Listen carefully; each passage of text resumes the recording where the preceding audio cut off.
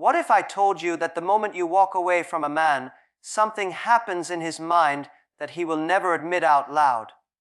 That the silence you create, the distance you hold, starts echoing louder in his head than any words you could ever say. You think he's forgotten you because he's not calling, not chasing, not showing it. But what if I told you that's the exact moment when his mind begins to unravel, when he starts to question everything he once took for granted, including you? See, most people believe walking away is about loss. But the truth is, walking away is the most powerful psychological shift you can trigger in someone's mind.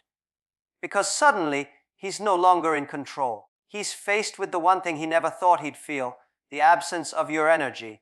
The quiet where your presence used to be becomes unbearable. He starts to replay moments, conversations, your laughter, not because he chooses to, but because your silence forces him to. And here's the shocking part. It's not the love that haunts him, it's the contrast. The contrast between how peaceful you seem and how unsettled he feels. Between your calm detachment and his growing confusion, he starts realizing that maybe you were never the one who needed him more. Maybe he was the one who always needed your stability, your warmth, your attention, and now it's gone. So stay until the end, because once you understand what really happens in his mind, when you walk away, you'll never chase again. You'll never beg to be seen. You'll finally understand that the real power isn't in being chosen. It's in having the strength to walk away and let your silence do the talking. When you walk away from a man, the first thing he does isn't fall apart, it's put on a performance of strength, of control, of indifference. He convinces himself that he's fine, that he never needed you, that what you offered was replaceable. It's not that he doesn't feel anything. It's that he's been trained not to. Society tells men to stay composed, to keep their emotions behind closed doors, to never show weakness, especially not over love. So he does what he's conditioned to do, bury the emotion, distract himself, and pretend the silence doesn't sting. But here's the thing about pretending. It doesn't erase reality, and only delays it. And reality always finds its way back. When you leave, his ego rushes in to take the wheel. It tells him he's better off, that you'll regret it first, that he'll find someone better. That's not confidence. That's self-preservation. It's the mind's way of cushioning the blow of loss. But deep down, something quieter starts to stir. Beneath the bravado, there's confusion, because no one leaves when everything is fine. And that's where the first crack forms, between what he says he feels and what he actually does. At first, he fills the space you left. He surrounds himself with noise, parties, work, the gym. He convinces himself he's moving on. But it's not healing, it's distraction disguised as strength. He's running from the silence because silence has a strange way of exposing truth. The more he runs from it, the louder it gets. That's when he starts to feel the subtle ache of something missing, though he can't quite name it yet. He just knows that the comfort, the attention, the emotional grounding that once came effortlessly from your presence are gone. And for the first time, he's forced to sit with himself without the validation that used to come from you. The irony is, the moment you leave, he becomes obsessed with proving he doesn't need you. But everything he does after that becomes about you. He posts more on social media, tries harder to look unbothered, or even jumps into something new. But it's not about connection, it's about image. He wants to convince the world, and more importantly himself, that he's unaffected. What he doesn't understand is that the very act of proving he doesn't care proves that he does. And that's the illusion of detachment. It's not real peace, it's ego-protecting pride. Real peace doesn't need to be announced. It doesn't demand to be seen. But his reaction, his sudden need to appear in control, is a quiet confession that you still occupy space in his mind. Because when someone truly doesn't care, they don't perform. They move on silently, naturally, without resistance. His resistance is the giveaway. As the days stretch on, he starts to feel something he didn't expect, emptiness. It's subtle at first. A song you used to play together, a scent that reminds him of you, a place you both went. It triggers something he thought he'd buried. But emotions don't disappear, they just wait for silence. And the moment life slows down, they resurface sharper than before. He begins to replay moments, not because he wants to fix them, but because he's trying to understand where the control slipped away. He remembers the way you laughed when he teased you, the way you looked at him when he talked about his dreams, the way you stood by him when he didn't deserve it. And then, like a delayed reaction, he realizes that while he was busy taking you for granted, you were quietly withdrawing. You were already halfway out the door before your feet ever left. That realization doesn't hit immediately. It unfolds slowly, like a truth he can no longer escape. And this is where his mind starts to split in two, the logical part and the emotional part. The logical side keeps saying, she walked away. Move on. But the emotional side, the one he's been ignoring, whispers, you lost something rare. That battle plays out in his thoughts every day, and it's exhausting. He tells his friends he's fine, but deep down, he knows he's not. Because the one person who made him feel seen, who made his world make sense, is gone, and he can't even blame anyone but himself. What's fascinating is how long it takes for him to understand that what he's missing isn't attention, it's connection. Attention is easy to replace. Connection isn't. It's not the texts, the calls, or the physical closeness he misses. It's the emotional safety you brought. The sense that someone truly got him without him having to explain. And once that kind of connection is gone, everything else feels flat, temporary, meaningless. The illusion of detachment starts to collapse when he realizes he's not escaping the loss. He's living inside it. Every distraction fades, and the silence he once avoided becomes his teacher. That's when his thoughts shift from denial to introspection. He starts to wonder what he did wrong, what he could have done differently, and why the person who cared for him most no longer does. That's the beginning of accountability, the stage that only begins after the illusion of strength fades. Because walking away doesn't just affect him, it reveals him. It shows who he is without the comfort of being loved by you. It strips him of the mask and exposes the truth of his own emotional depth or lack of it. And when he finally sees that truth, it's both humbling and haunting. So when you walk away, understand this: he may not show it, he may even act like he's unaffected, but deep down, something inside him cracks. And that crack is the beginning of change, not because you punished him, but because you forced him to meet himself in the silence he tried so hard to escape.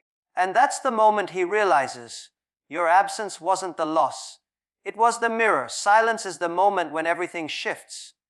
It's not dramatic, it's not loud, and it's not filled with emotion. It's calm, and that calm is what makes it so powerful. When a woman chooses silence after giving everything, it's not an act of punishment, it's an act of evolution. It's her way of saying, I'm done explaining what you refuse to understand. And that single decision, the decision to stop trying, is what changes everything inside a man's mind. Because silence does what words can't. It doesn't argue, it doesn't defend. It doesn't justify, it simply reflects. It becomes a mirror in which he has no choice but to see himself. And the truth is, most men don't know how to handle that reflection. As long as you were engaging, as long as you were reacting, he could tell himself that he still had you. Even if you were upset, even if you were hurt, your energy was still his confirmation that he mattered. But silence removes that comfort. It tells him, without a single word, that your world no longer revolves around his presence. At first, he'll convince himself that your silence means nothing. He'll tell himself that you're just being dramatic, that you'll come back once you cool off. He might even mock it, pretend not to care. But what he doesn't realize is that silence has a strange way of echoing. It lingers, it stretches into every corner of his routine, every quiet night, every moment of stillness.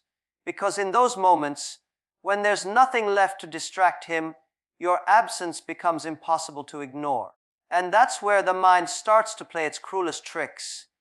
He begins to think about you without meaning to.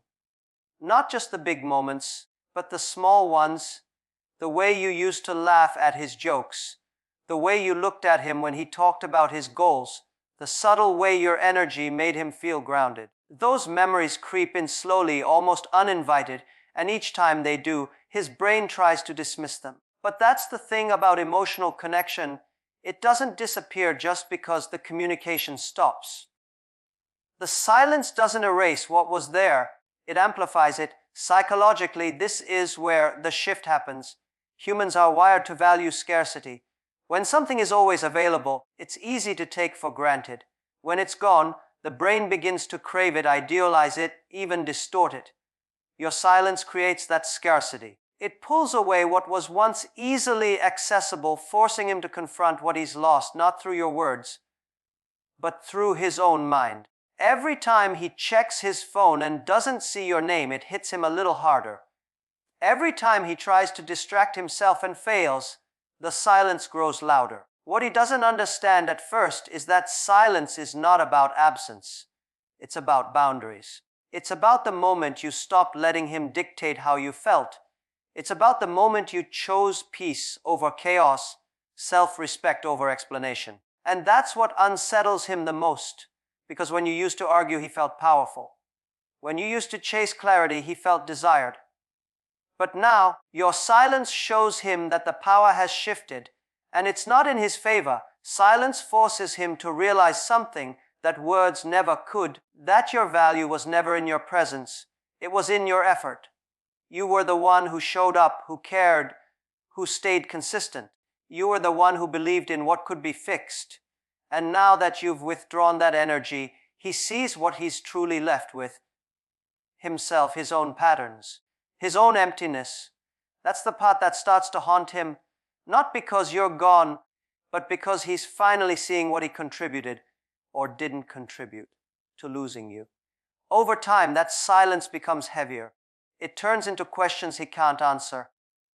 Was she really that important to me? Why didn't I see it when I had the chance?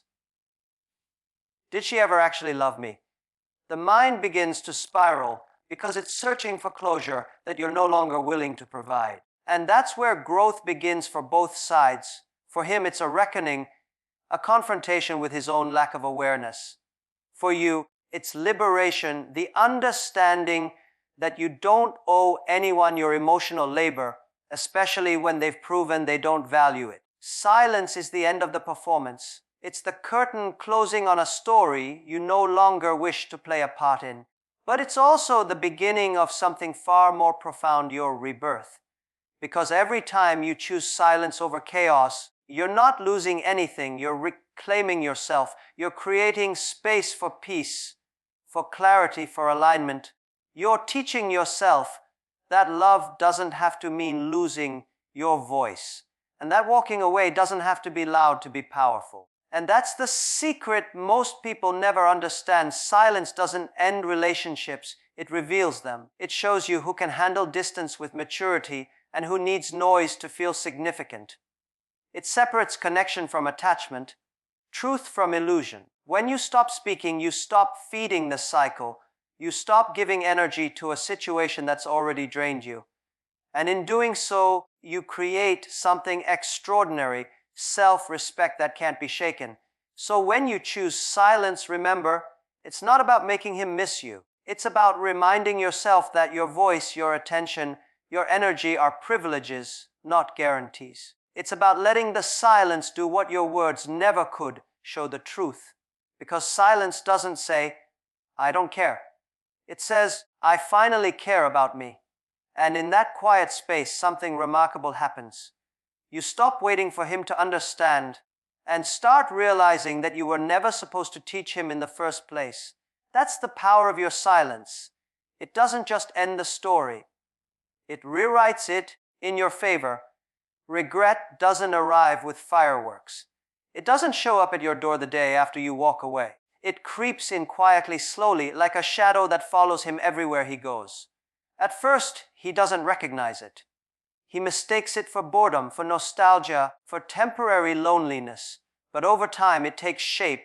It becomes that feeling in his chest that tightens when he thinks about you.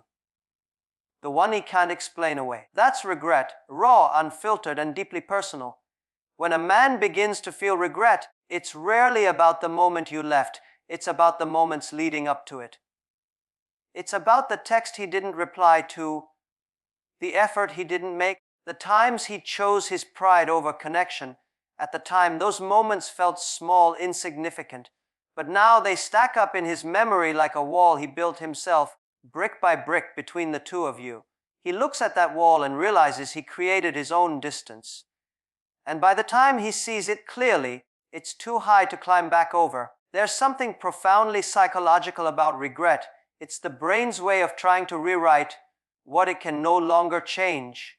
It replays scenes, searches for alternatives, creates versions of reality where he did things differently. If only I had called her back. If only I had shown her how much I cared. It becomes an endless loop.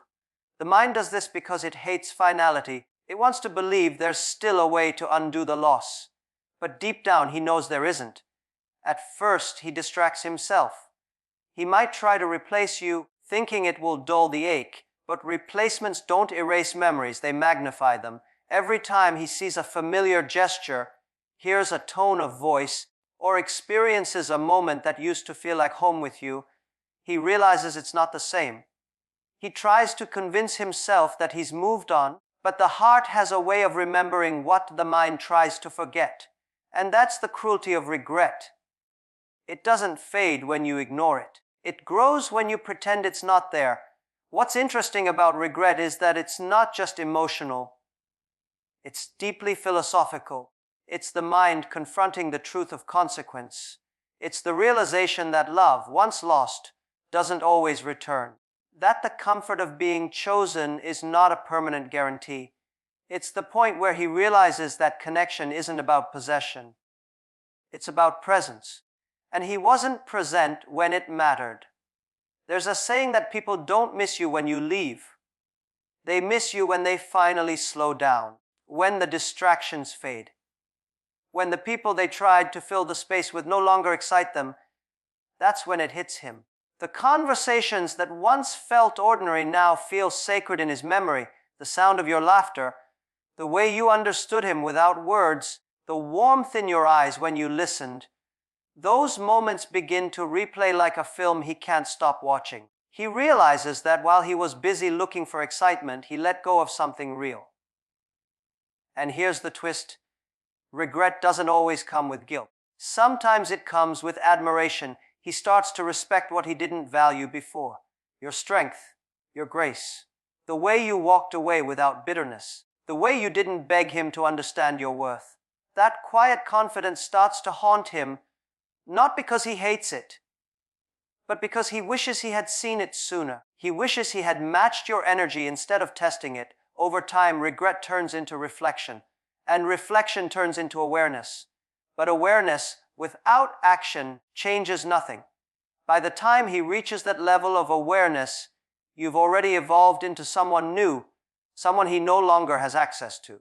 That's when regret becomes pain, because he's not just mourning you, he's mourning the version of himself that existed when you loved him, the version that had your loyalty, your softness, your forgiveness. He knows he won't find that version of you again because the woman who gave everything became the woman who learned. And that's where the balance of power truly shifts. When you walked away, he thought he lost you. But now he realizes he lost the part of himself that only existed because you were there. You were his emotional mirror, the one who reflected back the best version of him. Without that reflection, he's left staring at his own mistakes, his own patterns, his own emptiness. That's the weight of regret. It doesn't just remind him of you. It reveals him to himself. Sometimes that realization turns him inward. He starts to change. He starts to grow. But that growth doesn't belong to you anymore. It's his lesson to carry and your peace to keep. Because you weren't meant to stay and fix him. You were meant to awaken him. Your absence becomes his catalyst. Your silence becomes his teacher. And your strength becomes the reason he finally understands what love is supposed to feel like. Regret at its core is the universe's way of balancing the scales. It's what happens when someone finally understands the value of what they dismissed, and the irony, it always arrives too late. It's the emotional debt that can't be repaid, the apology that comes long after you've stopped needing to hear it. So when he finally reaches out, when he says, "I miss you," or "I've changed," understand that he probably means it. But also understand that his regret doesn't obligate your return. Because his growth is not your responsibility. His pain is not your purpose. And maybe that's the quiet victory in all of this, that his regret is the proof of your impact. That while he's haunted by what he lost, you've built peace from what you learned. That's the beauty of walking away. You leave him with the memory of who you were, while you step into the freedom of who you've become. Growth is rarely dramatic. It doesn't arrive with applause or validation. It happens in quiet moments, the ones no one sees, when you're rebuilding your confidence piece by piece, learning how to love yourself again after being misunderstood, undervalued, or taken for granted. Walking away from someone who couldn't meet you where you stood isn't the end of your story. It's the beginning of your transformation. And that transformation doesn't happen out of revenge. It happens out of renewal. When you walk away, you're not just leaving him, you're leaving behind the version of yourself that kept waiting for him to see your worth. You're shedding the habits of over-giving, of over-explaining, of hoping that one day he'll finally wake up and understand the love he was receiving. You stop needing his